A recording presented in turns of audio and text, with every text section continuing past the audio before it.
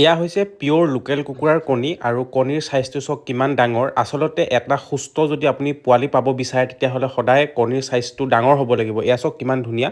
আৰু আমাৰ এইখিনি প্ৰায় 18 দিন লাগিব এনেকুৱা মেচিনৰ সহায়ত। এই মেচিনটোৰ নাম হৈছে ইনকুবেটাৰ মেচিন। এই মেচিনৰ সহায়ত আমি 18 দিনত ইয়াৰ পৰা পোৱালি প্ৰস্তুত কৰোঁ, মানে আমি পোৱালি পাওঁ। আৰু আপোনালোকে জানেই লোকেল কুকুৰাৰ চাহিদা বৰ্তমান কিমান, আৰু ইয়াতে প্ৰায় 110টা কণী আমি উমনি দিব পাৰোঁ।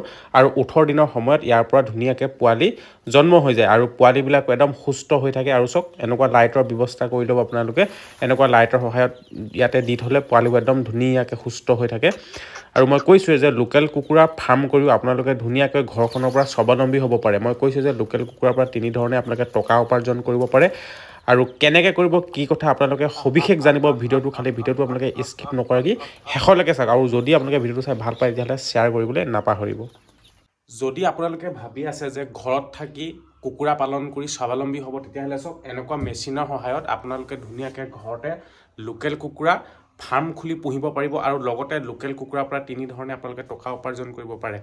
যেনেকৈ মই কৈছোঁ যে 1 নম্বৰ হৈছে আপোনাৰ মাংসৰ কাৰণে, 2 নম্বৰ হৈছে আপুনি পোৱালি চেল কৰিব পাৰে, আৰু 3 নম্বৰ হৈছে আপুনি কণী বিক্ৰী কৰি মানে লোকেল মুৰ্গীৰ পৰা তেনেধৰণে আপোনালোকে টকা উপাৰ্জন কৰিব পাৰিব। চাওক যিসকল মানুহে ঘৰত এনেই আছে, যদি ভাবি আছে যে আমি কি কৰিম, তেতিয়াহ'লে মই ক'ম যে এনেকুৱা মেচিনৰ সহায়ত, এয়া হৈছে ইনকুবেটাৰ মেচিন। চাওক এইকেইটা হৈছে ইনকুবেটাৰ মেচিন আৰু ইয়াৰ কেপাচিটি প্ৰায় 70টামান আছে। এনেকুৱা মেচিনৰ সহায়ত আপুনি কণী ইয়াতে উমনি দি আপোনালোকে ধুনীয়াকৈ 18 দিনত পোৱালি জগাব পাৰে আৰু ধুনীয়াকৈ আপোনালোকে এখন ঘৰতে ফাৰ্ম কৰিব পাৰে একদম কম টকাত। ইয়াতে ইনভেষ্ট বুলিবলৈ নাই, একদম কম টকাত। চ' এইখনে হৈছে আমাৰ ফাৰ্মখন। আৰু এইবিলাক চব কুকুৰা কেনেকৈ আমি ৰখি আছে, আৰু এইবোৰ প্ৰায় 2 কেজি 2.5 কেজি হ'ব এইবোৰ চব।